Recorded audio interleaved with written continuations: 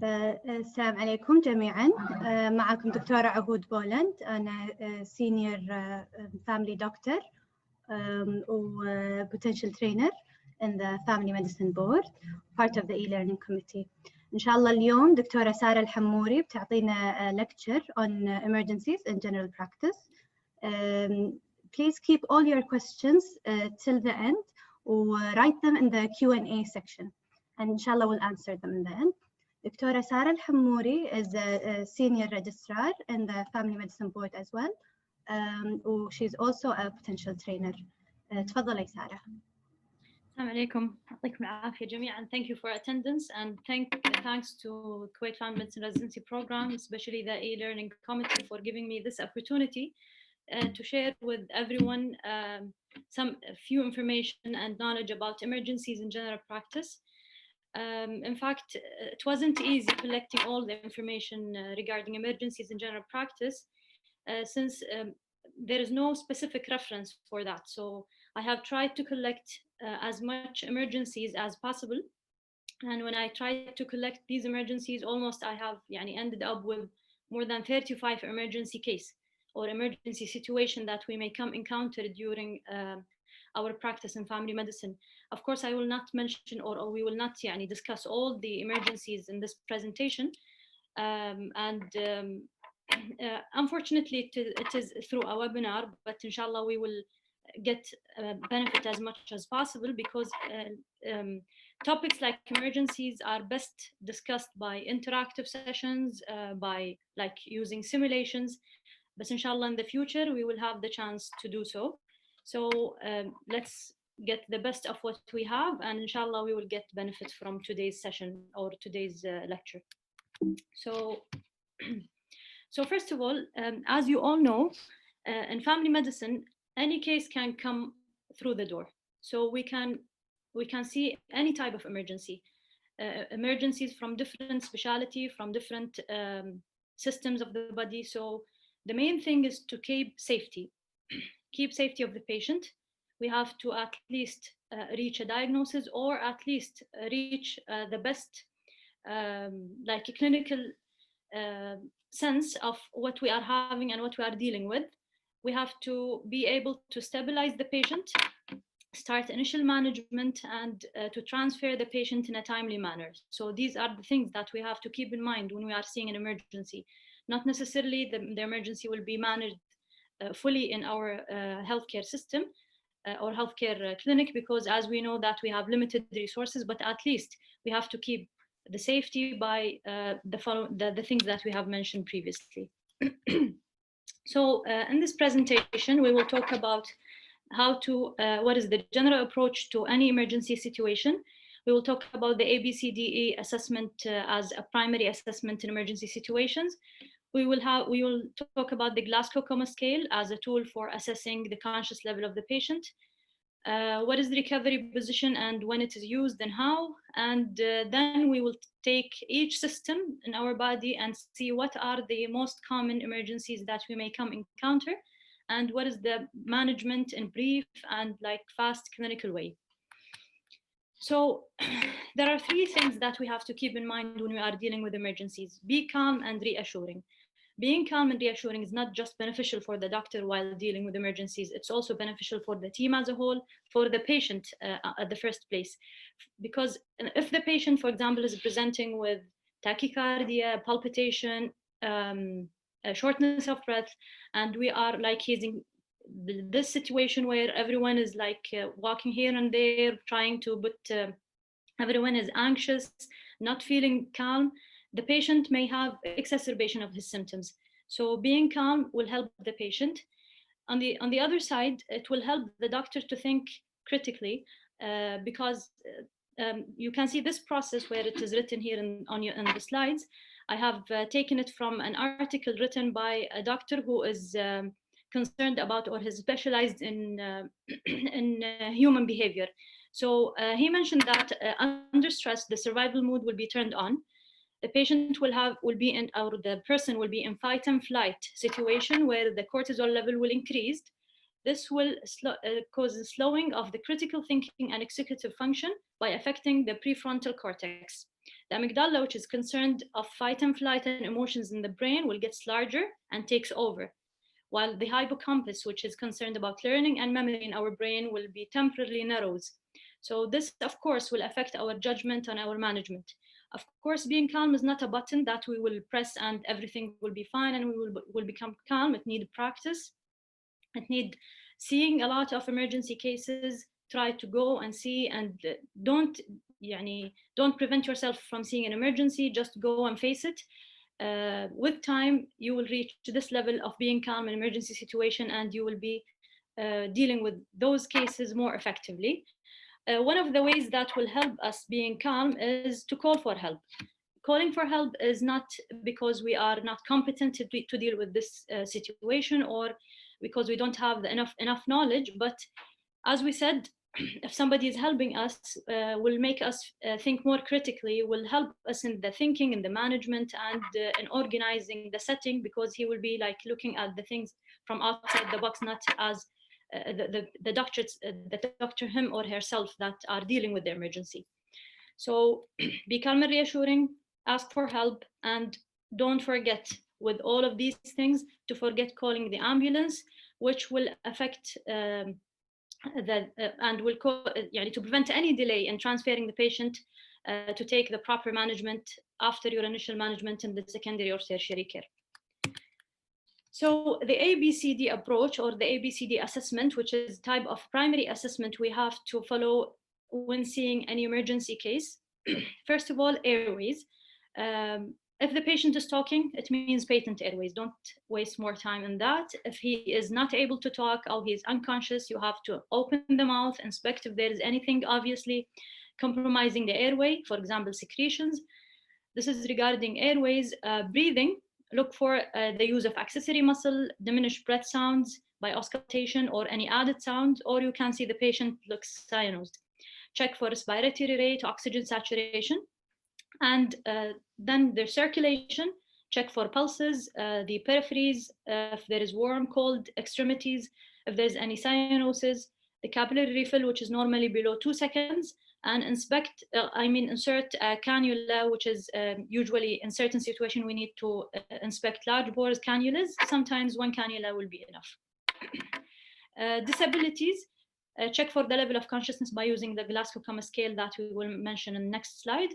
And the exposure, as we all know, is to see if there is any, like, for example, needle injury or needle injections sites, if there is any like burns, bruises, any disabilities, anything that we can see. So we have to expose the patient, but keep in mind that prioritize the dignity of the patient and the need of the patient being warm in certain situation. So the Glasgow-Coma scale, which is a scale that used to look for or to assess the consciousness level of the patient. As we all know, the Glasgow-Coma scale, the least score is 3/15, the highest is 15/15. In primary care setting, anything below 15 should raise the threshold or reduce the threshold to referral. So recovery position. Why it's important to mention the recovery position? Because sometimes the patient will present unconscious, but keep in mind that he has a patent airways, he's breathing normally, and has good circulation. In this situation, we will keep him in recovery position in certain situations that we will discuss throughout the presentation. The purpose of putting the patient in recovery position is to maintain good airway, to ensure the tongue does not cause obstruction, and to minimize the risk of inhalation of gastric contents. And we will see a few examples throughout the presentation. So this is the recovery position. You can read it, it's easy, but just make sure that you are able to put the patient in recovery position. You are familiar with the way, and you can watch YouTube videos about how to use the recovery position, or read this slide and try to apply it. So just to change a little bit from what we have said, this is a place in Kuwait. I don't know if you will be able to recognize where is this place. Okay, I will let you take 2-3 seconds. If you know, well and good. If you don't know, this is Souq al Jum'a in Kuwait. Okay, Now we will talk about different systems, and each system, what are the emergency cases that we may encounter. We will start with the cardiovascular system. So, of course, we will not talk about all the cardiovascular situations that will come as an emergency in primary care settings, but we will talk about the most common ones, that like heart failure, myocardial infarction, hypertensive emergencies, and urgencies. There are a lot of other cardiovascular emergencies like cardiac arrhythmias, pulmonary embolism, cardiac arrest, and bleeding. So to start with, let's talk about acute left ventricular failure or heart failure. We will not discuss the symptoms and signs, where I'm sure all of you know what are the symptoms and signs of heart failure. Just we have to keep in mind that there are differential diagnoses that if the patient is presenting with the following symptoms, we should keep in mind, like pulmonary embolism, asthma exacerbation, or pneumonia, and we should be able to differentiate between a heart failure and the other differential diagnosis. So how to approach a patient presenting with symptoms and signs of heart failure? Keep in mind oxygen, positioning, referral for admission. Emergencies usually are not so difficult. The situation as a whole is the difficult ones. In primary healthcare settings, we just want to stabilize the patient and refer him and give him the initial management possible. So you will find that the schemes or the ways that we will manage the patient are so simple. Maybe in real life, because of the high anxiety, it will be a little bit difficult. So oxygen, positioning, referral for admission. There are medications we have to keep in mind in case of heart failure, like furosemide and GTN. So that's almost we need for heart failure patient. Always refer for admission. Of course, in our situations, we will refer for admission, but if the patient is having chronic heart failure and he's presenting with the similar symptoms, it is not an emergency, but if it is acute on top of chronic, we should think of referral. If the patient is lacking social support at home, he should be referred. If you are suspecting a cause of acute left ventricular failure warranting admission, like acute myocardial infarction, if he's very breathless, although you have tried to manage him and to check his medication and all of these things, and still he's breathless after 30 minutes of treatment, you have to refer. And if he's hypotensive or having any arrhythmia. So this is the scheme of how to deal with acute left ventricular failure or pulmonary edema. As we said previously, be calm and reassuring, because the patient will present with shortness of breath, and shortness of breath is not something that will make the patient feel comfortable. He will be so uncomfortable. So being anxious will make him more uncomfortable and more breathless. Call ambulance as soon as you decided to refer the patient, and then position the patient upright to help him breathe. Give oxygen, aiming 100% oxygen, aiming for a saturation of 94 to 99 to 98%. And if he's having any underlying disease like COPD, for example, we will give a 24%, aiming for a saturation of 88 to 92%. GTN is usually required for the patient in heart failure to relieve his breathlessness and vasodilation. We should not give if he's having severe hypotension, where the systolic blood pressure is below 90 millimeter mercury. Fix an IV line, but keep in mind that we are going to restrict fluids. So what we are going to give through the IV line that we will insert, we will give furosemide. A lot of doctors are a little bit anxious, or they worried about how much furosemide they can give, how much is less, how much is high. Furosemide between 20 and 50. Usually 40 milligram is enough for a patient with left ventricular failure presenting as an emergency case in primary healthcare setting. And maybe in the hospital they will give him a higher dose than that, but it would be safer to follow the guidelines and give between 20 and 50 milligram. So there are some special situations that we should keep in mind whenever we are seeing a patient with heart failure. First of all, we have to differentiate, is it heart failure? If the patient, for example, in the system having the diagnosis of asthma, and we know all of us that a lot of patients in the system, they are labeled as asthma, and we don't know if it is true or false asthma, or it's a real diagnosis or not. So if you see a diagnosis of asthma in the computer, then you are seeing a patient who is breathless, just to make sure to differentiate, is it a real asthma or it is a heart failure? Things that will make you more towards heart failure is an elderly who is having multiple risk factors, or a patient with multiple risk factors of heart failure like diabetes, hypertension, a patient who is presenting with lower limb or sacral edema, a patient who's presenting with a productive cough, frothy sputum, who's having basal crepitation on examination. All of these will take us away from asthma and more towards heart failure. A patient who is presenting with symptoms of heart failure, we should exclude a myocardial infarction, which could be the underlying cause of the heart failure. So always don't forget to ask about chest pain.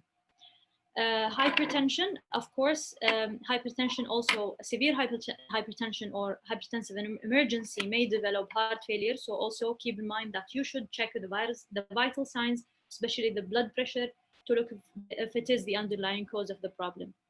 Anemia, prolonged chronic anemia may eventually causes heart failure. So if you are seeing a female who is like bleeding for any reason, and she's presenting with severe symptoms of tachycardia, tachypnea, or she's short of breath, just think of anemia and its complication, which is heart failure. Morphine. Previously, you may see that morphine was given, even now in certain guidelines, they are adding morphine as a treatment for heart failure to relieve the shortness of breath. All evidence shows that it worsens the clinical outcome, unfortunately, so it's better to avoid giving morphine in case of heart failure. Of course, as mentioned previously, that IV fluid should be restricted. So if we are like inserting a cannula, just to keep vein open in case of a need of adding any medication, whether in the clinic or later on in the hospital. So this is regarding heart failure as an emergency. Now we'll talk about myocardial infarction, which is, as you all know, it's a common presentation the patient may present with. Of course, again, I'm not going to talk about what are the symptoms the patient would present with, because I'm sure all of you are, you know what are the symptoms very well. But the myocardial infarction is the presence of acute myocardial injury detected by abnormal cardiac biomarkers in the setting of evidence of acute myocardial ischemia, whether ST elevation MI or non-ST elevation MI. So how to manage a patient presenting with symptoms of myocardial infarction when we have high suspicion of myocardial infarction? First of all, we will call for ambulance, because time is money here in this situation, and as we should take the patient as soon as possible to the emergency room, because they may have the chance to help the patient through secondary or tertiary care, to go through coronary angiography.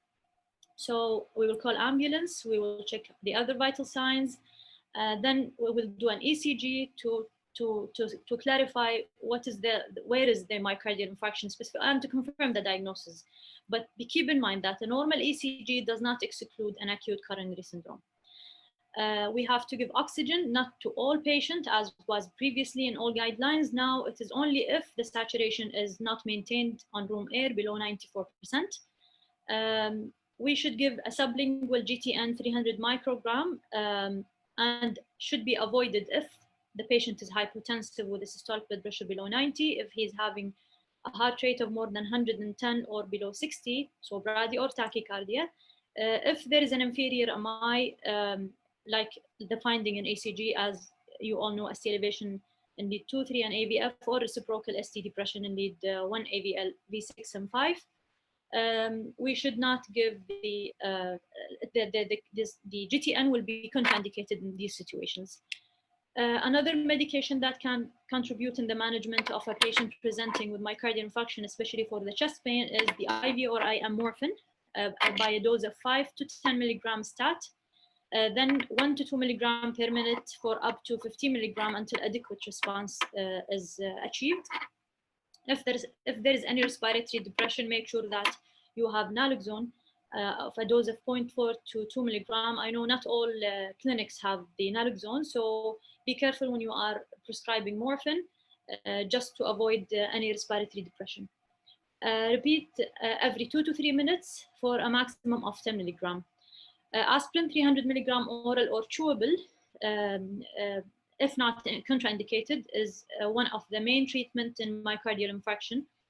Metoclopramide, of course, for the side effects of morphine, which may cause nausea and vomiting. And if there is bradycardia, we may give the atropine IV 500 microgram and repeat if necessary to maximum of 3 milligram. So those are the medications that we may need in case of myocardial infarction. There are special situations that we should keep in mind. A patient is presenting with like generalized tiredness, sweating, but he's not having chest pain. So think of a diabetic, and especially in diabetic patients, think of silent MI. So don't miss an MI in diabetic patient presenting with like discomfort or sweating or any abnormal symptoms. Young gun smokers, unfortunately, we are seeing a lot of, not a lot, but maybe in the emergency they are seeing a lot, but we are seeing now cases who are young, but presenting with the symptoms of myocardial infarction or acute coronary syndrome. And this because the only risk factor they are having is they are smokers, sometimes plus or minus hyperlipidemia. So keep a high index of suspicion when you are dealing with a male or a female now who are smokers presenting with like just chest pain or discomfort. The third topic that we will talk about in cardiovascular system emergencies is the hypertensive emergencies and urgencies. We have to differentiate between the two.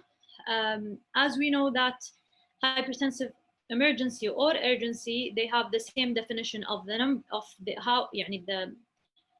blood pressure measurement, which is a blood pressure above 180 systolic or 110 diastolic. The up to date, they are having 180 over 120. Like in emergencies, in hypertensive emergencies, the difference between it and between hypertensive urgency is that the presence of signs and symptoms of end organ damage in case of hypertensive emergency. On the contrary, hypertensive urgency, the same blood pressure measurement with no signs of end organ damage. So why do we have to know the difference? Because the management will differ accordingly. So what are the symptoms and signs of end organ damage that we should keep in mind? Let's take it from head to toe.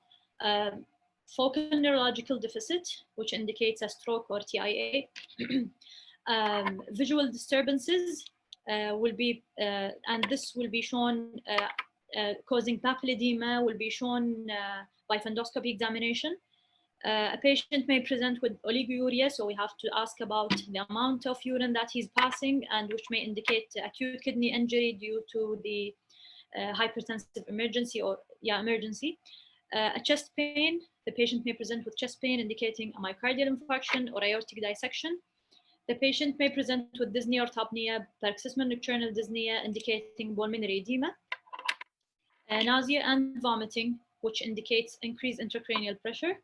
And in case of a pregnant lady who's known to have hypertension or known to have preeclampsia, we have to keep in mind that she may present with seizures or any symptoms of eclampsia. So investigations to evaluate the presence of end organ damage. As we all know that we have limited investigations to do in primary care, so we have to keep in mind what are the things that we can do. We can do an ECG, of course. An ECG may show symptoms, a picture of myocardial infarction, for example, ST elevation, depressions, or any ischemic changes. Urinalysis may show proteinuria, and we can just do a urine dipstick test where we can see a protein in urine or red blood cells, which indicates acute kidney injury due to the hypertensive emergency. Serum electrolytes and serum creatinine if available. And cardiac biomarkers if an acute coronary syndrome is suspected.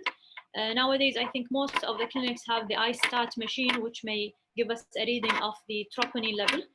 It may be used. And then there are the CT, the chest X-ray, for example, showing cardiomegaly or pulmonary edema, and the CT scans that are not available in our clinic, and it will be as used in secondary cases, and secondary, care. So, hypertensive emergency. Let's talk about, again, what's the scheme that we will follow to make things more clear. First of all, you have to take the patient into a quiet room for 30 minutes and try to keep him there or keep her there, and remeasure the blood pressure again after 30 minutes. If it is still high, it means the diagnosis is confirmed, it is a blood pressure of above 180 or diastolic of 110. So it is either an emergency or urgency. So we'll start now to dig more in history and examination. We will examine the fundus, looking for any signs of papilledema. We will do an ECG to rule out any ischemic changes. We will do urine analysis if available, like in dipstick, to rule to see if there is any protein or red blood cells in urine. After that, we may, of course, take brief history, asking if there is any chest pain, any severe headache, any nausea or vomiting, or confusion, any swelling or edema that is like just recently developed or acutely developed, which may indicate that the patient is in hypertensive emergency. If the patient is in hypertensive emergency, whether having any symptom or sign of end organ damage, we will open an IV line, we will call an ambulance, and we will refer the patient to hospital. If the patient is not having any of these, no symptoms at all, no examination findings, we will think that this patient is having most probably an hypertensive urgency. So if asymptomatic and no signs of end organ damage, we should now think, is the patient non-hypertensive and he's on any antihypertensive medication, or this is the first time and he is not known or diagnosed with hypertension. If he's non-hypertensive, we should check his compliance to treatment. We should check if he is, what are the treatment that he's on, and when was the last time that he took his medications. And accordingly, we should, if he is not compliant, for example, we should put him back on his medication. We should either adjust his medication or put him back on his old medication. If the patient is not known to have hypertension and he's not on any medication, certain guidelines are recommending starting an oral captopril, 6.25 to 12.5 milligram orally stat, and avoided if the patient is volume overloaded. Of course, because if he's volume overloaded, we should consider him as an emergency and refer him. Otherwise, we can give him the captopril. Or the other option, as some guidelines recommending, is starting a long-acting antihypertensive medication according to guidelines, whether you are following the NICE guideline or any other guidelines, and follow up the patient, which is the better option according to most of the guidelines, is starting a long-acting antihypertensive medication. Of course, any patient with emergency, after managing the patient, needs an urgent follow-up appointment, especially in hypertensive urgency where we started medication. We have to see the patient within few days, maybe like 3-4 days, and then after 2 weeks to make sure that everything is fine and his medications he's doing well with his medications. Okay, so there are certain dilemmas in hypertensive emergencies management. So I have put few questions that I'm sure most of us have come through and try to find the answer for those questions. Should we refer the patient to do all the tests and see if he is having signs of end organ damage? For example, we don't have X-ray, do we have to refer him for X-ray? We don't have sometimes renal function, do we have to refer him for renal function test? In fact, there is no clear answer for that, but if we have done all the previously mentioned points, we have asked about all the history, we have tried to do all the investigation possible, the fundus examination, and I advise everyone to be familiar with how to use the ophthalmoscope and try to do fundus examination regularly. If we are, we did the dipstick test and we did the ECG and it is not showing anything, I think we are fine and we are, we can say that this patient is having an urgency and manage him accordingly. But if we are in doubt, it's always safe to refer the patient for further tests. So the answer is, if you are so confident about all the history and investigation that you have done available in your clinic, and you are thinking you have reached the diagnosis of urgency, you can manage accordingly. If you are in very simple doubt, just refer for further management in the casualty. The other question is, should we use oral captopril? I know some of the guidelines are recommending against using any short-acting antihypertensive medication during hypertensive urgency. But according to ADA 2020, it is still recommended that to give captopril if we are planning to reduce the blood pressure and follow up the patient. as you have been seen, that it's a very low dose, it's 6.25 or 12.5. Hopefully it will not cause harm to the patient, and it will reduce the blood pressure very mildly, and we will see how much blood pressure we want to reduce. So how quickly should the blood pressure be reduced in hypertensive urgency? The blood pressure should be reduced over a period of hours to days, although slower reduction may be needed in adult patients who are at high risk of cerebral or myocardial ischemia resulting from excessively rapid reduction of blood pressure. In addition, moving patients to a quiet room to rest for a while may reduce the systolic blood pressure by 10 to 20 millimeter mercury. So don't avoid this step in the management of hypertensive urgency or emergency. What is the blood pressure target during this time period? The blood pressure should usually be lowered by to below 160 or over 100 millimeter mercury. However, the mean arterial pressure should not be lowered by more than 25 to 30% over the first 2 to 4 hours. So a fast reduction is not recommended. Thus, the short-term blood pressure targeted during the first several hours may need to be above 160 over 100 in patients who present with very high pressure. This approach has not been well studied and is based mostly upon experience. In the long term, the blood pressure usually should be reduced further to below 140 over 90 or 130 over 80. As we all know, this is the target blood pressure in hypertensive patients. So why it is recommended to reduce the blood pressure slowly over several hours to days? To make a balance between two main issues. One is the risk of adverse event like stroke and acute kidney injury or myocardial infarction that may occur if the blood pressure is lowered too rapidly or to a level below the ability to auto-regulation to maintain adequate tissue perfusion. The other point is the potential risk of imminent cardiovascular events that may result from severe hypertension if the blood pressure is not quickly and sufficiently reduced. So we have to reduce it according to the previously mentioned guideline, which is we should not reduce it very slowly with a high number. We have to reduce it slowly over a few hours until it reaches below 160 over 100. So this is another place in our beautiful Kuwait. I don't know, inshallah, hopefully يعني you know where is this. هذا أول دوار في العالم أتوقع في مسجد.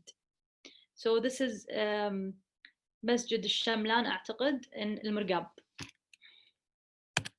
Okay, so let's talk about the respiratory system and the emergencies that we may come encounter in this system. So of course, all of you know that we will talk about asthma exacerbations, croup, anaphylaxis.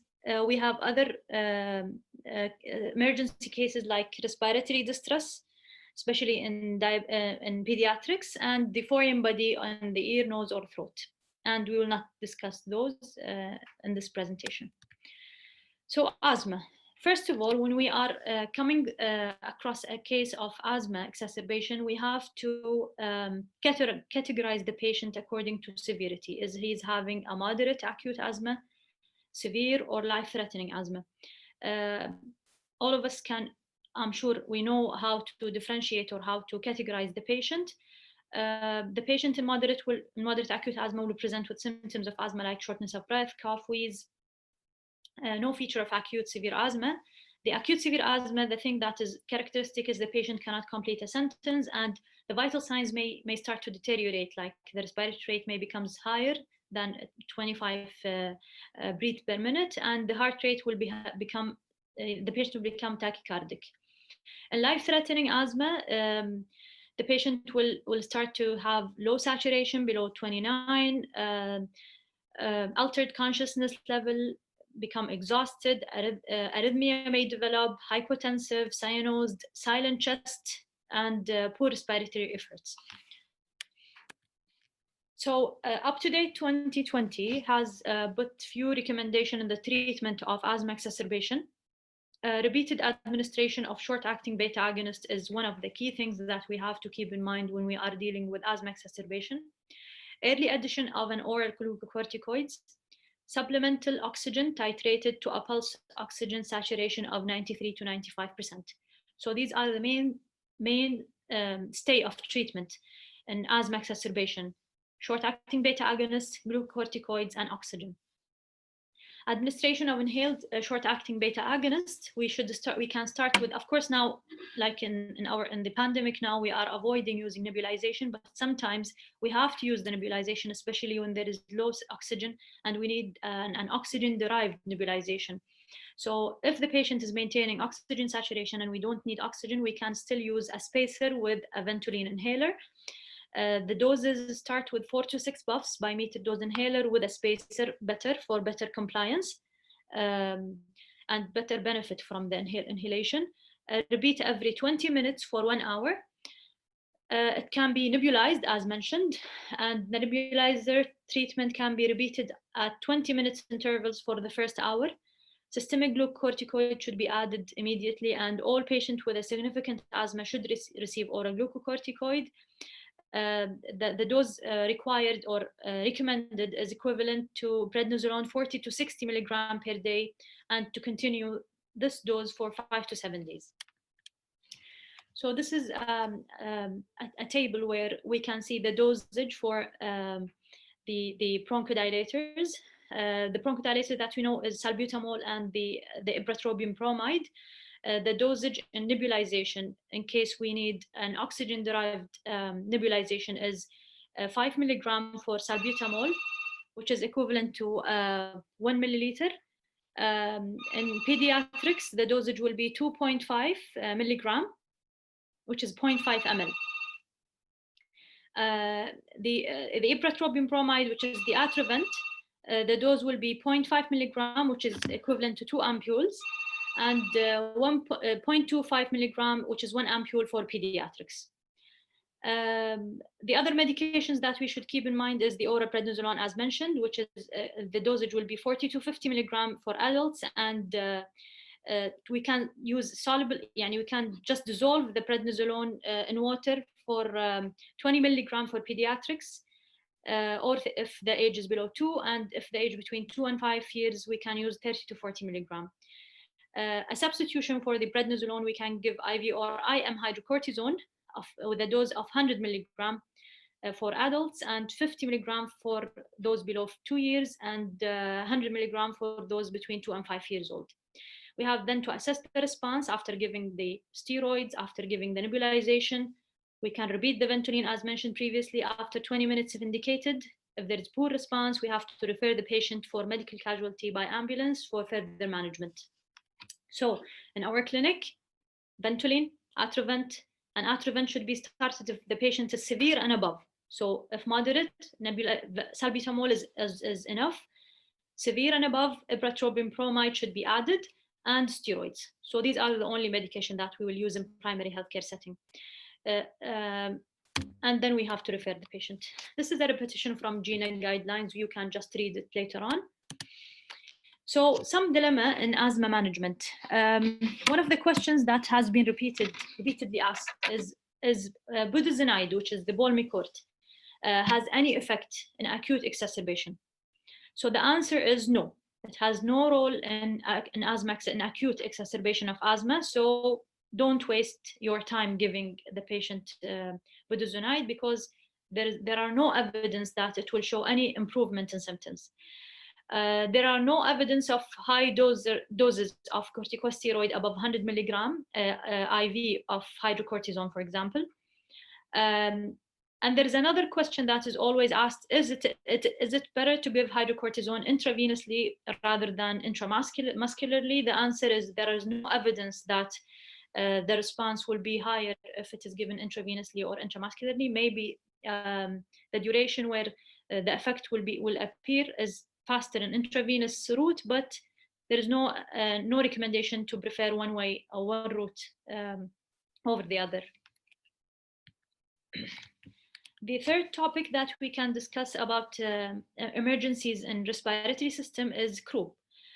Croup is like, it's more in winter seasons. It is caused by parainfluenza virus in children between 6 months and 3 years. We all know that the patient will present with barking, like a very characteristic barking cough. stridor, inspiratory stridors, barking cough, and hoarseness of voice, and sometimes will develop with respiratory distress. These symptoms result from inflammation in the larynx and subglottic airway. When we are coming across a case of a croup, we have to categorize the patient into according to severity, into mild, moderate, severe, or impending respiratory failure. The mild will have C-like barking cough. The only symptom is cough. The moderate will have the cough plus maybe a few sternal recessions at rest, and sometimes they will develop stridors. The management for mild and moderate is to give one of the following, either a dexamethasone per oral 0.15 milligram per kilogram single dose. I know that some of you will find a 0.6 milligram dosage. According to NICE guidelines, there is no difference between the 0.6 and 0.15 milligram per kilogram dosage, so you can choose whatever guideline you want to follow. The other substitution of dexamethasone is the prednisolone. The dosage is 1 milligram per kilogram single dose, or we can give, if oral steroids are not tolerated or not available, we can give a nebulized budesonide with a dose of 2 milligram single dose. 2 milligram, it means 4 ampule because the ampule is 0.5 milligram. So in case of severe croup, which is the patient will present with the previously mentioned symptoms, cough, stridor, recessions, plus agitation and lethargy, or the impending respiratory failure with all the respiratory distress symptoms, pallor, cyanosis, decreased level of consciousness, tachycardia, very high respiratory rate. In this case, we have to refer the patient, we have to give him oxygen right away, we have to give one of the following medication as previously mentioned, and another medication that will be considered in secondary care is the epinephrine nebulization. And it should be under supervision and under cardiac monitoring. So we will not give it in our clinic unless there's a disaster that we have to give this patient this medication now and we have to delay their transfer for any reason.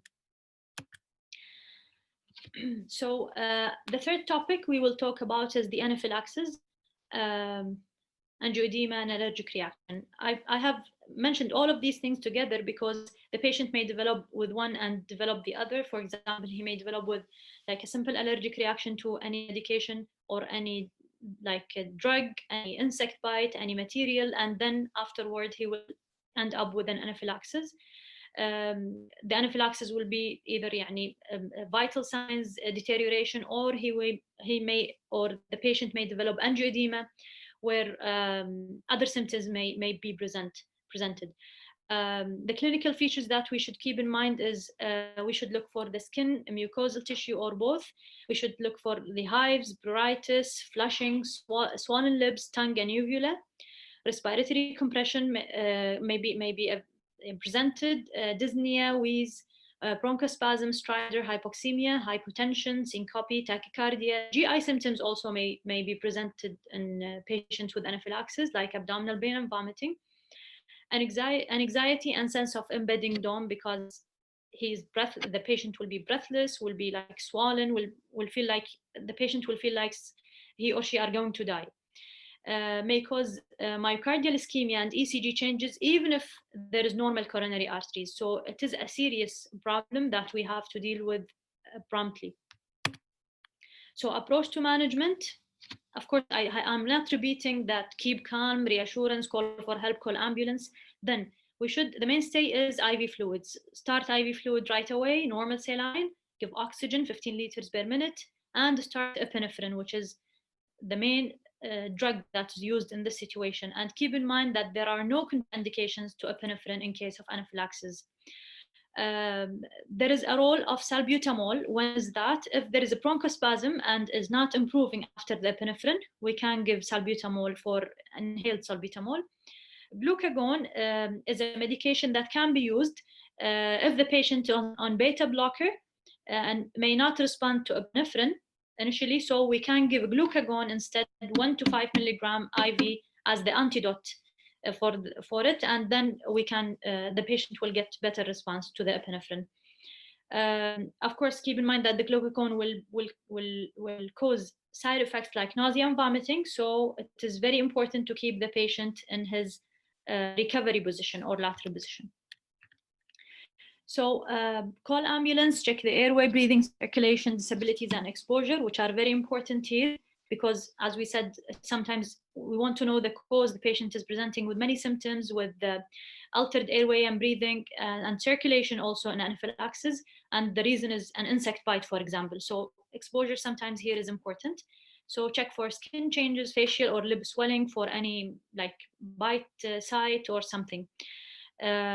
Start fluids, 0.9 saline for adult at a dose of 500 ml to 1 liter in 5 to 10 minutes. So it should be fast. In children, 20 milliliter per kilogram should be provided. Give the medications that are used in anaphylaxis are intramuscular adrenaline in a dose of 1 in 1,000. It should be in anterolateral aspects of middle 1/3 of the thigh. We have to remember where is the position of giving the IM injection. And we can repeat after 5 minutes if there is no improvement. Another medication that we should keep in mind and give an anaphylactic reaction is the IM or slow IV hydrocortisone and IM or slow IV chloramphenemine, which is called the Peritone, and most of us have it in our clinic. These are the dosage that we should give the patient in case of anaphylactic reaction. Sometimes it's difficult to memorize them, so always just keep it in mind. Fortunately now most of our clinic have like posters where the dosage is provided most of the time to look for if we are in need. Okay, هذا حبيب الشعب طبعا. This is the avenues. Maybe some of you have missed the avenues. Some of you are not missing the avenues. Okay, so now we will talk about the endocrine system and the emergencies that we may come encounter in endocrine system. So the endocrine emergencies we will talk about are hypoglycemia, hyperglycemia, and adrenal crisis. Thyroid emergencies are also one of the emergencies that we may face, but mostly it's difficult to diagnose, in fact, and except if the patient is known to have hypo or hyperthyroidism and he's on treatment.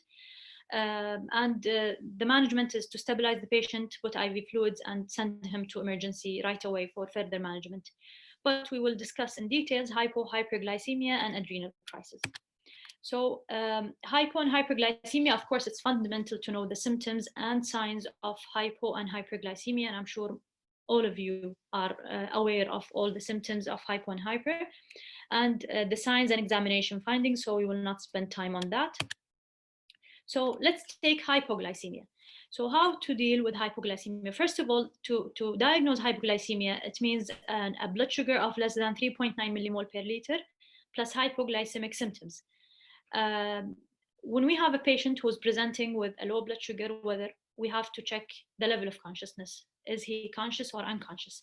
Of course, the patient may present unconscious and we are not aware what is the reason of his unconsciousness level. So we will do all the things that we have done before, the ABCDE, the Glasgow Coma Scale, and one of them, the priority thing that we have to do is to check blood sugar, and it will give us the reason. So if the patient presented unconscious or he's conscious and we have diagnosed him with hypoglycemia, we will follow the following scheme to manage this patient. So in case of conscious patient, and if the patient is oriented and able to swallow, we can give him oral glucose. So fast-acting oral glucose, 15 grams, followed by long-acting carbohydrates.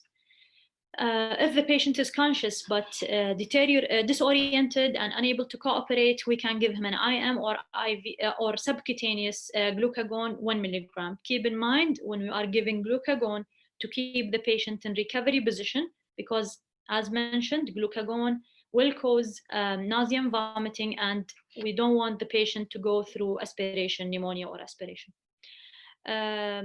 We have to remeasure the blood glucose after 50 minutes and repeat treatment until the blood sugar becomes more than 4 millimole per liter. In case of unconscious patient, we have right away to call for ambulance, check ABCDE, the Glasgow Coma Scale, and all of these things, and then start the management. We have two options. We can either give an IV 50 ml 15% dextrose, or an IM or subcutaneous glucagon 1 milligram. Again, recovery position, and by this way, the patient will regain consciousness. Otherwise, we have to repeat the treatment until we find the regaining consciousness or the ambulance come and taking the patient. If the patient is on sulfonylurea, we have to refer to hospital in spite of correcting blood sugar. For example, if we are aware that the patient is on sulfonylurea and he's developing hypoglycemia, we have to refer him because the sulfonylurea is a long-acting hypoglycemic agent, and it may the hypoglycemia may recur. So he should be under observation for almost 24 hours. So regarding hyperglycemia, if the patient will be like diagnosed with hyperglycemia, if the blood sugar is above 13.3 millimole per liter, according to American Diabetes Association 2019 and also 2020, check urine for ketones if the blood sugar is above this number. If the urine test is done and it showed that there is ketones in urine, then this is diabetic ketoacidosis, and the patient should be transferred to the emergency room after giving IV fluids. So the treatment is IV fluids alone. If the ketones is negative and blood sugar is above 33.3, this will give us the diagnosis of hyperglycemic hyperosmotic state, HHS, and the patient also should go to secondary care for further management after calling ambulance and giving IV fluids. So how much IV fluids we should give the patient? 1 liter of 0.9 normal saline over 30 minutes to 1 hour. It means 2 pints. The 1 liter is 2 pints. Repeat up to 3 times if needed, and then 500 ml per hour for the next 2 to 3 hours. Of course, the patient will not continue with this IV fluids in our clinic because usually they will be referred to hospital. For children, the dose is 10 milliliter per kilogram, and the same, it can be repeated, but the patient also will go to emergency and will be managed there. If the ketones are negative, so the sugar is above 30.3 and the ketones is negative and the patient is asymptomatic, we can give IV fluid as below and adjust or start medication if the patient is not known to have diabetes before. And then we have to give him an urgent diabetic clinic referral for follow-up and adjustment of medication later on. So there are special situations, as we mentioned, if the patient is on sulfonylurea and he presented with hypoglycemia, it is important to refer the patient for secondary care and for observation in the casualty for the first at least 24 hours. When we are seeing a patient with hypoglycemia and they are like type 1 diabetic child, just keep in mind child abuse. Like if somebody is giving the child inappropriate dosage, keep in mind that in adolescents that maybe they are thinking of suicidal attempts. So keep it in mind, or they are attention seeking, they are doing attention seeking behavior. So just look at the patient as a whole and think of the triple diagnosis, not only the clinical diagnosis alone. Precipitant of the hyperosmolar state is like alcohol and cocaine, antiarrhythmic, the SGLT2, phenytoin, beta blockers, thiazide diuretics, loop diuretics, and statins. So if the patient is on one of these medications and he's presenting with very high level of blood sugar and there are symptoms of hyperglycemia, think of those medications that may precipitate the HHS state. So dilemma in hyperglycemia. So the question that is always asked, and I'm sure everyone is having this question in mind, should we give insulin? 6 units, 5 units, 3 units, whatever, should we give it? If there is diabetic ketoacidosis, there is a high risk of hypokalemia, so it should not be given without checking the potassium. That's better to avoid giving insulin in the clinic in case of emergencies. It's the safest thing to do is to give IV fluid, as it is the mainstay of treatment, and especially in diabetic ketoacidosis and HHS, which is the first step in the treatment, is infusion of isotonic saline to expand extracellular volume and stabilize cardiovascular status. So IV fluid, don't underestimate it. It is important. It is the mainstay of treatment in DKA and HHS. The insulin later on should be given under hospital settings to check the potassium level and to make sure that the patient is safe and his cardiac, يعني to prevent developing cardiac abnormality due to hypokalemia. Do we have to refer the patient if he's having diabetic ketoacidosis, if it is SHS, if it is the first time diagnosed with very high blood sugar, if it's not relieved by IV fluids and symptoms persist? Yes, refer the patient, please. Or if you are in any doubt, it's safer to refer the patient if you are in doubt. Another endocrine emergency, which is the hypoadrenal Addisonian crisis. Usually the patient will present with nausea and vomiting and hypotension and shock. Who will have this complication, emergency situation? Mostly patients who are on long-term steroids, either because they have stopped their medication abruptly, or they are having an intercurrent illness where it may it may alter the cortisol level. So a patient on long-term steroid treatment or replacement, if the steroids are stopped suddenly during intercurrent illness, as mentioned, and as a presenting feature of congenital adrenal hyperplasia and in Addison's disease. So the patient, as mentioned, will become having nausea, vomiting, hypotension, and shock. The thing is that we have to look for the system, looking for any diagnosis or any reason that the patient is having, he's on steroids. So usually we will suspect this diagnosis if the patient is on prolonged steroid for any reason. The management, again, ABCDE, call ambulance, give IM or IV hydrocortisone while awaiting transfer. The doses for 100 milligram for adult and children above 12, and 2 to 4 milligram per kilogram for children 1 month to 12 years old. So how to prevent Addisonian crisis, which is the most important thing, is to warn all patients taking long-term steroid not to stop their steroids abruptly, and to tell any doctor treating them about their condition. Advise patients to carry a steroid card or Addison's disease self-help group, emergency card, and wear a medic alert bracelet or similar in case of emergencies. That we have to inform the patient that he should double the dose of steroid prior to dental treatment or an intercurrent illness like upper respiratory tract infections. If the patient is vomiting, replace oral steroid with IM hydrocortisone. So if the patient's having gastroenteritis or vomiting for whatever reason, he should have a substitution of the oral steroid like an IM route to prevent this condition. Okay. هذا المكان, this is Masjid Fatima, ضاحية عبد الله Salim. Very nice place from above. صراحة. Okay, so neurological system.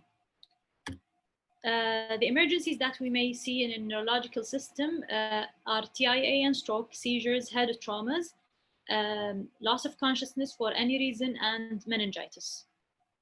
So we will talk about TIA and stroke. So we have to know the difference between TIA and stroke, and I'm sure all of you know that previously the TIA was diagnosed according to the duration, which is within 24 hours, and I will give you now the definition of the TIA, recent definition. We know all the symptoms of TIA and stroke, and I will not just spend time on that. We know the signs and examination findings.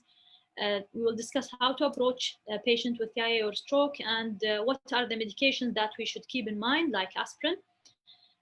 Is the ABCD score still valid and used? We will see this, and when to refer TIA and how.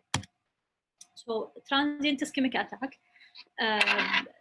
Of course, a stroke, the patient will present with a stroke. He will present to us in the clinic with neurological deficit. We will directly take the patient to emergency room, check vital signs, and we will call ambulance and refer the patient as soon as possible, because as we all know, we have this therapeutic window that the patient may go into thrombolytic treatment. So we have to refer the patient directly.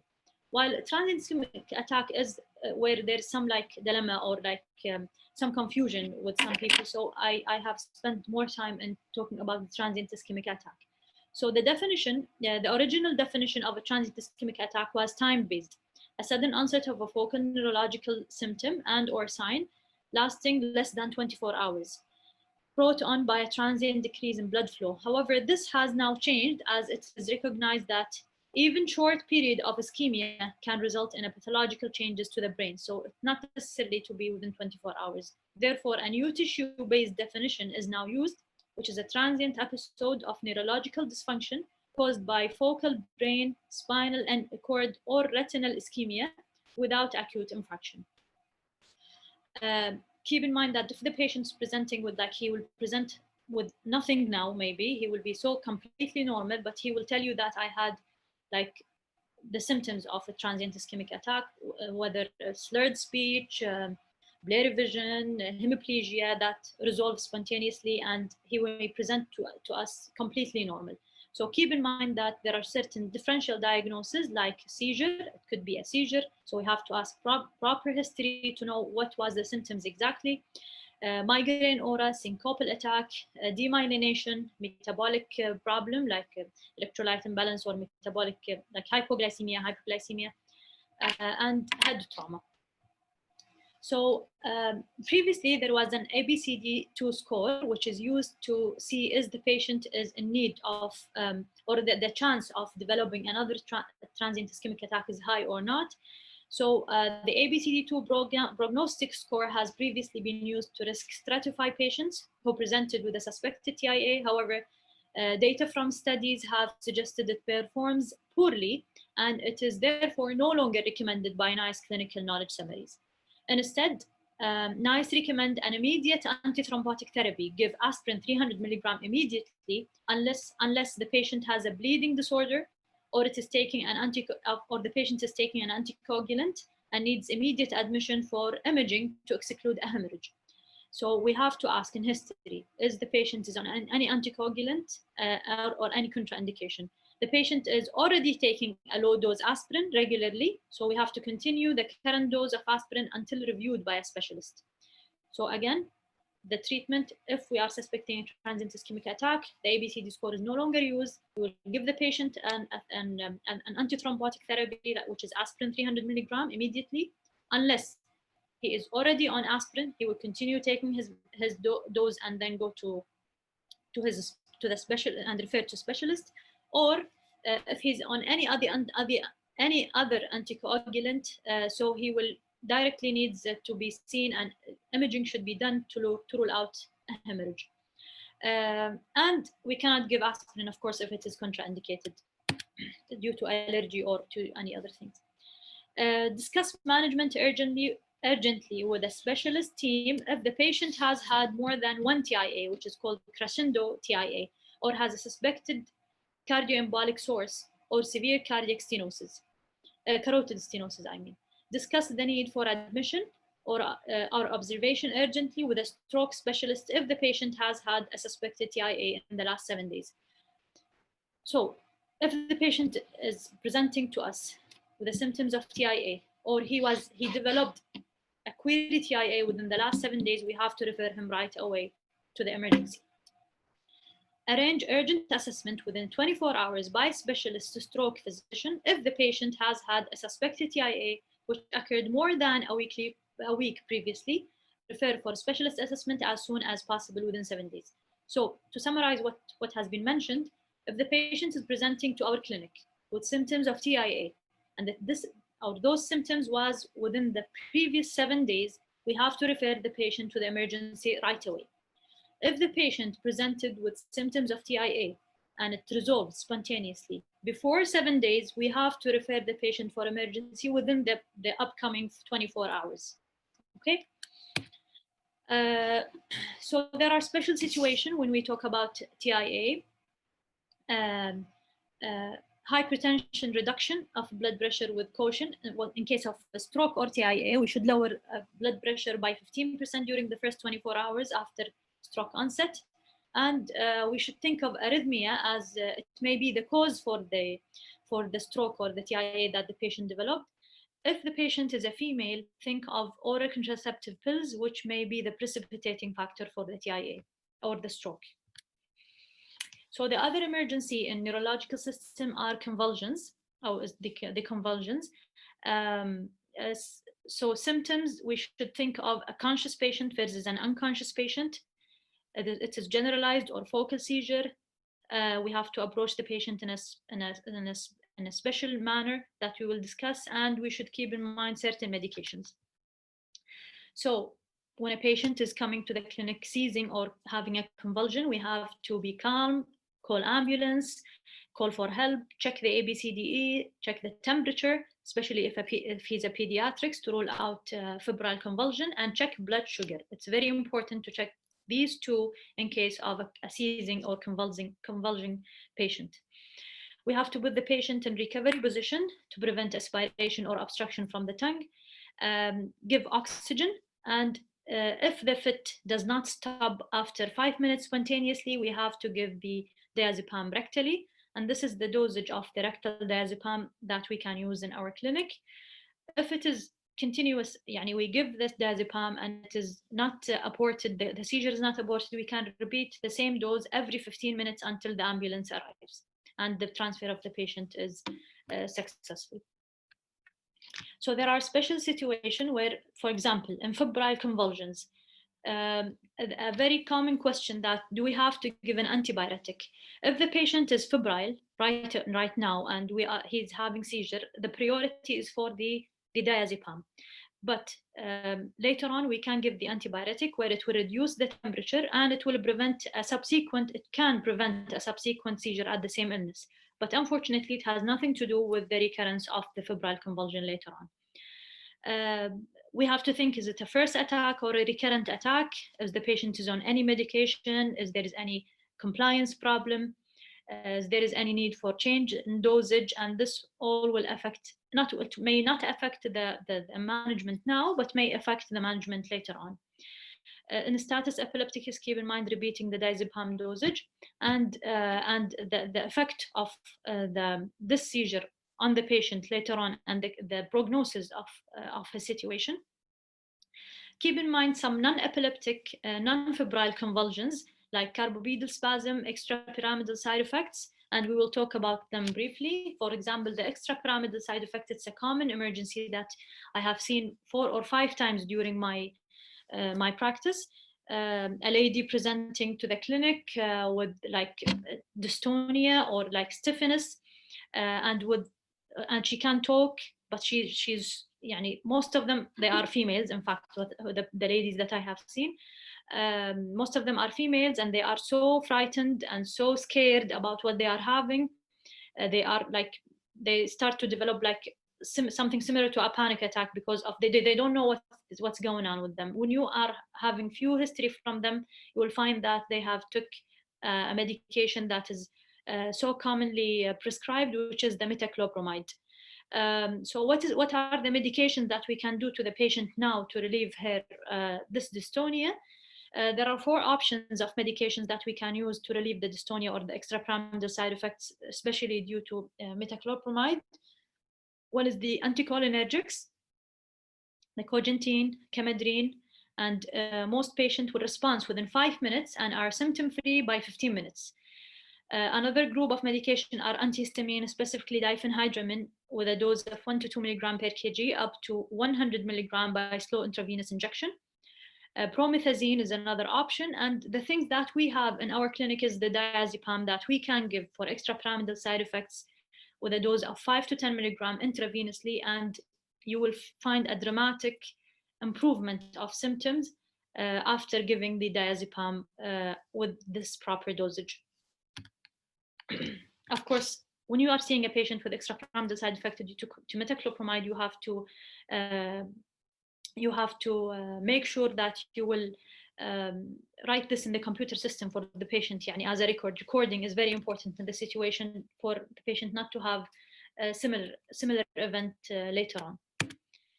So carbobedal spasm, it is one of the things that, or one of the situations or the conditions that the patient may present with panic attacks, with hyperventilation, due to hyperventilation syndrome for whatever reason. It occurs when acute hypocarbia caused reduced ionized calcium and phosphate levels, so the patient will develop involuntary contraction of the feet, or more commonly the hands. The Jovatsky and Rousseau signs may be positive because of hyperventilation induced hypocalcemia. Wheezing may be heard because of bronchospasm from the hypocarbia. So the patient also will be so scared in the situation. He's awake and he's finding that his limbs are becoming stiff and like he's like having a type of spasm.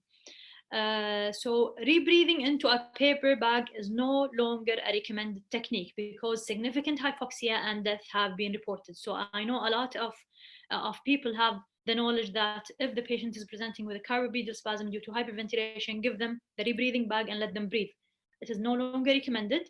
Once life-threatening conditions are eliminated, simple reassurance and an explanation of how hyperventilation will produce the patient's symptoms are usually sufficient to terminate the episode. And I have seen a lot of patients presenting with carpopedial spasm. Once I'm telling them that what you are having is something, it's not serious, just relax, try not to breathe fast, and your symptoms will become better, they are improving.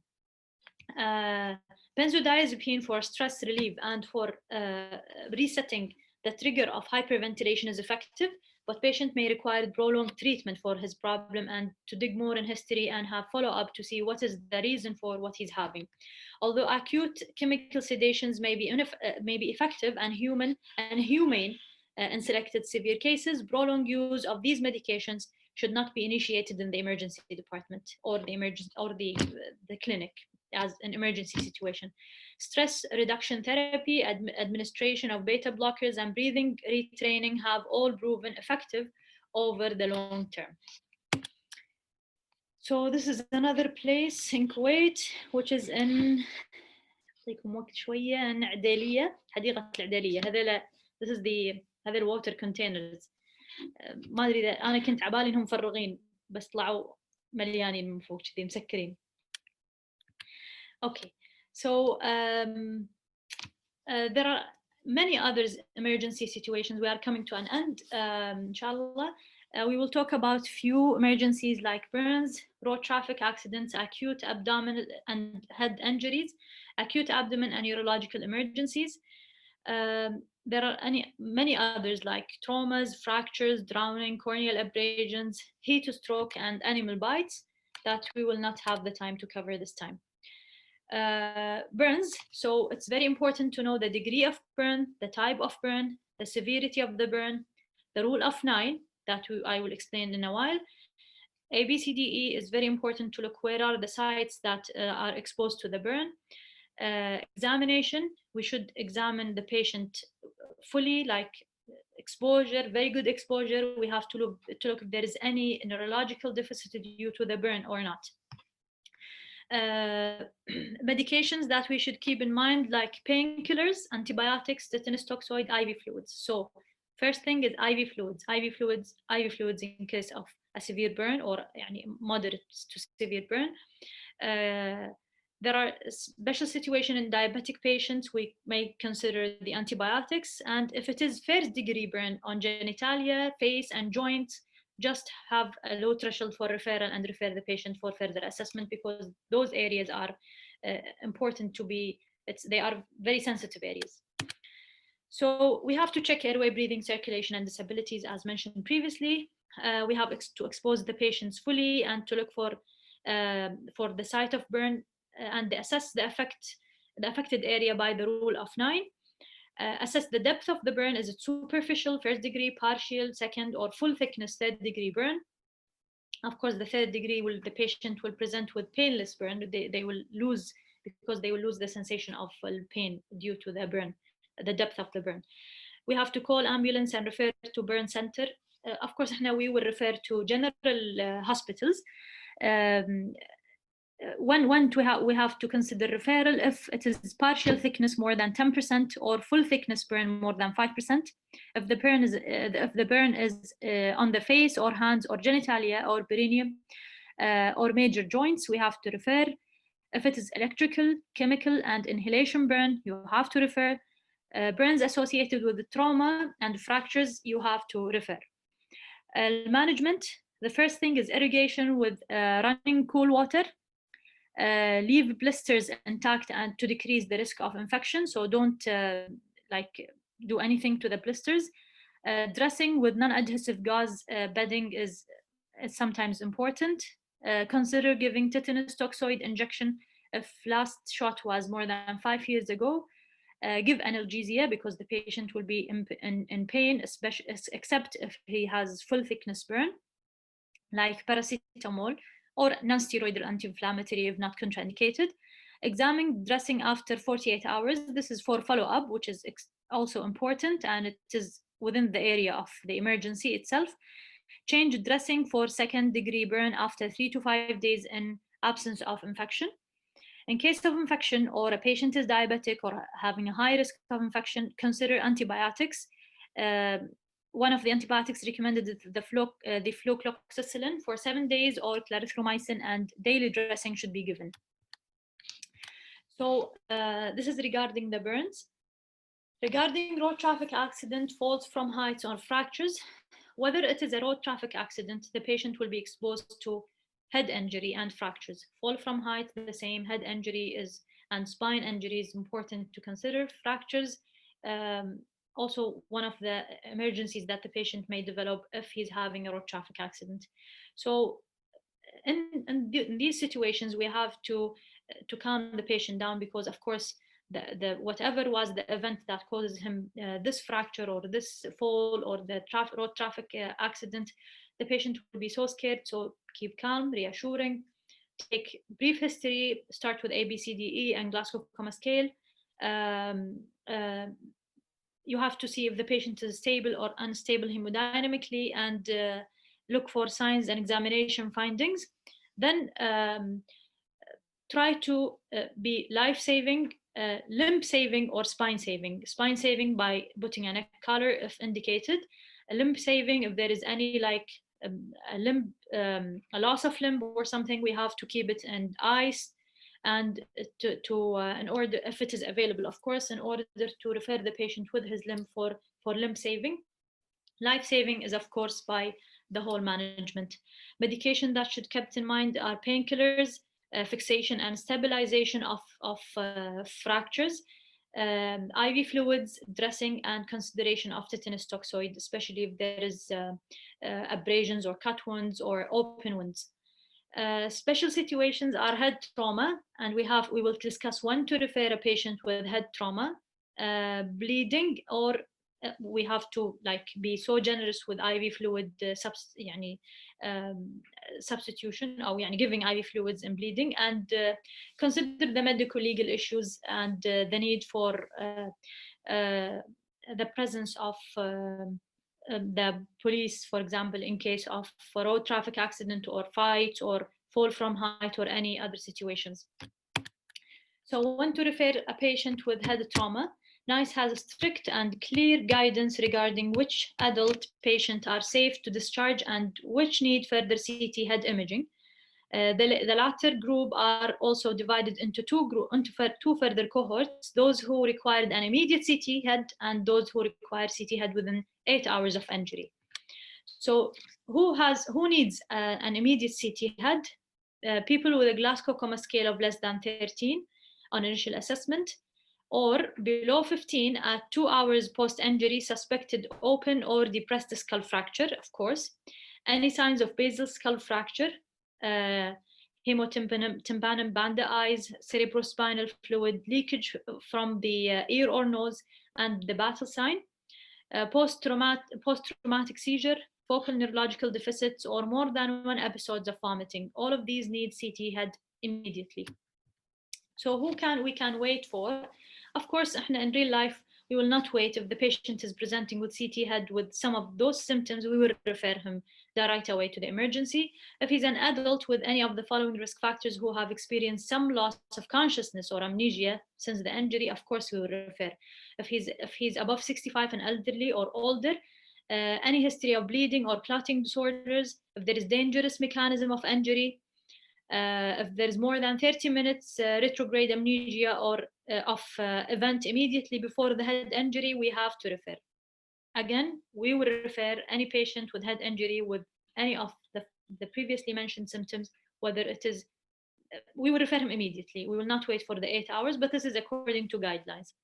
If a patient is on warfarin who have sustained a head trauma injury with no other indications for a CT scan, CT head scan, we may perform the CT head scan within 8 hours if he's on anticoagulation. Again, we will refer all of them immediately in our practice. And this is Nadi Salmiya. But it is from above, so it's a very nice shot. Okay, acute abdomen and urological emergencies.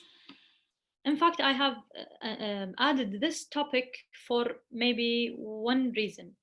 So what is acute abdomen? The patient presented with abdominal pain and he is hemodynamically unstable, severe abdominal pain. We should keep in mind all the differential diagnosis according to the site of the pain. We have to approach the management by assessing his ABCD, of course, and all the things that we have mentioned previously. So painkillers either for renal colic or for any abdominal acute abdominal situation, is it necessary or not? In fact, all guidelines or ADA specifically, up to date 2020, they are recommending to start painkillers even if we are suspecting even an acute appendicitis. The old fashion of management that they have said that don't give, if you are suspecting abdominal pain or appendicitis, don't give a painkiller and the patient is in severe pain, it's not recommended anymore. We can give a painkiller if the patient is presenting with an acute abdomen.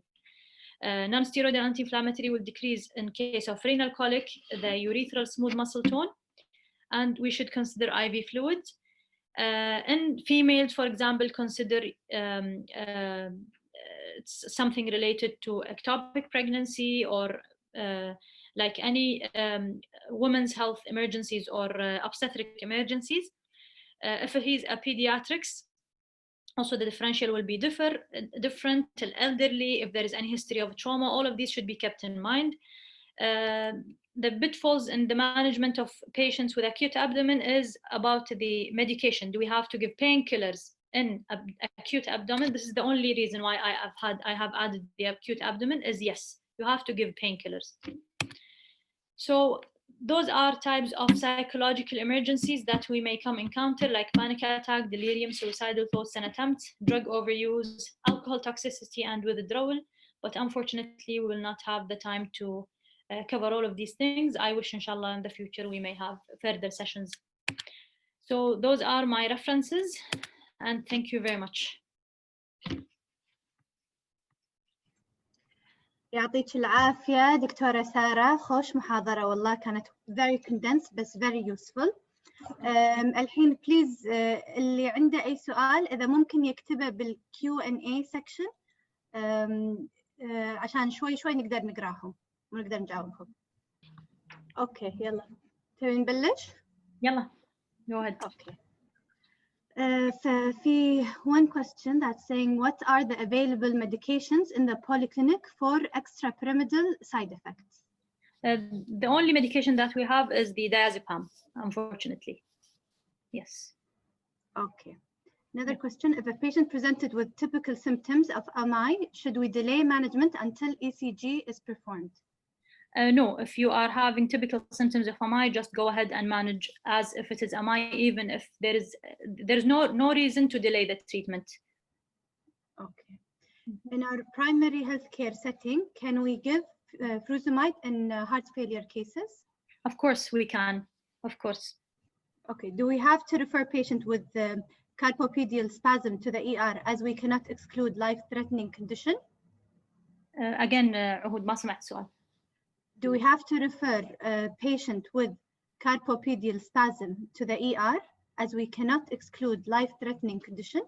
Yes, it depends. If you are not, again, the general rule, if you are not sure and in doubt, refer the patient, because in secondary care setting or in casualty, they have more investigations to do and they have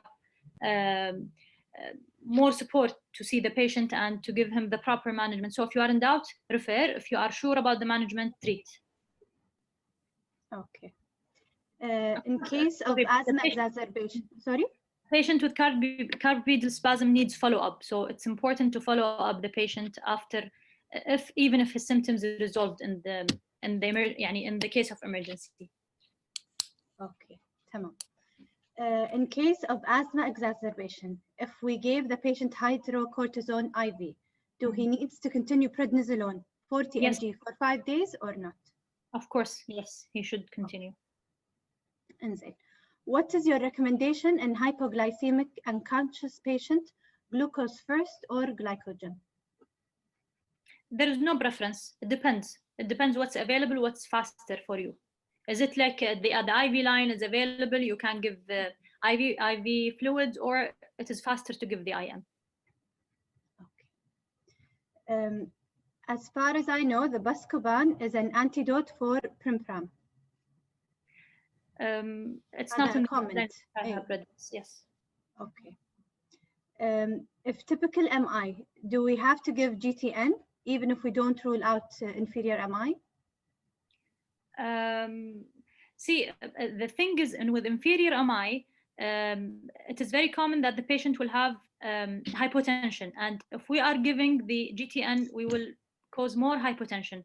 So just make sure at least that the blood pressure, you are having the proper results of blood pressure, and it is not below the 90 systolic, which it is contraindicated to give the GTN. Okay, I think we have the last question. Can we give the patient diazepam in case of acute stress reaction? Like just in like acute stress reaction, or he's developing any symptoms because of the acute stress. There is no or nothing, no? There is no cardiopedial spasm, you mean? I think that's acute stress reaction. أتوقع a panic attack. It depends on the general picture of the patient. It depends on how competent you are dealing with the diazepam. Do you feel like comfortable giving the patient? And it shouldn't be a way of dealing with the patient with stress. So it's better to relieve the stress of the patient with any other modalities and follow up the patient and try to diagnose him properly, rather than giving him diazepam for this stressful event in this situation. أنا قلت آخر سؤال بس ما شاء الله the questions are coming in. إنزين. Is there a relation between Primpram and extrapyramidal symptoms? Yes, of course. It is the Primpram is one. It is the metoclopramide, which is one of the medication that may precipitate extrapyramidal side effects. Or one of the common side effects of Primpram is extrapyramidal side effects. And then a question about a sting from the aloe vera plant, which caused a swelling reaction, and half of the piece inside was left inside her skin. What is the best management plan for this situation? If you can remove it, well and good. Otherwise, try to do all the other managements, and if there is no way to remove it, you have to refer the patient and give all the medications available. Okay. And then for second and third degree burns, do we transfer patients after stabilizing the patient to the burn center for further management? Of course, the thing is that we have to refer to general hospitals, in fact, not to the burn center. So this is one thing that we have to keep in mind. If it is third degree burn, yes, we have to refer. Second degree depends on the site of the burn. If it is on the sites that we said that it should be seen by secondary or even tertiary care, which is the genitalia, the face, the perineum, yes, we have to refer, or even in the joints. Okay. In case of adult convulsion, should we start IV diazepam or use the rectal route? Whatever is faster for you. When it is exceeding the 5 minutes and you still don't have an IV access, just give the rectal diazepam. Okay, I think هذيل all of our questions. في وحدة تكررت, if cardiopedial spasm due to any other cause rather than hyperventilation, what is the treatment? So it's the main treatment is treating the underlying cause. If you know the cause and you have the treatment, treat it. Otherwise, refer for further management. And in the referral letter, just mention what you are suspecting. Okay. خلاص آخر سؤال سارة. with regards to the burn question, and then can they directly refer to Batain as an emergency case? So is there an ER in Batain? There is no ER in Batain, unfortunately. We have to refer to general hospitals, and they will refer accordingly if needed. Okay. Thank you so much, Sara, for your very condensed lecture. كانت جدا مفيدة ويعطيكم ألف عافية جميعا. Thank you. ما قصرت. يعطيكم العافية.